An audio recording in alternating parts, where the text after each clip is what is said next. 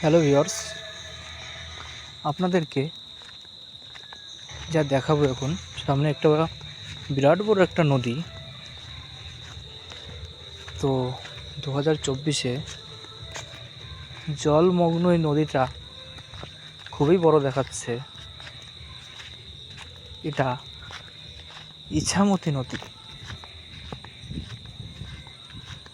দেখুন আপনাদেরকে ঘুরে ঘুরে দেখাবো ইছামতি নদী 2024-এর জলমগ্ন এই ইছামতি নদী। দেখুন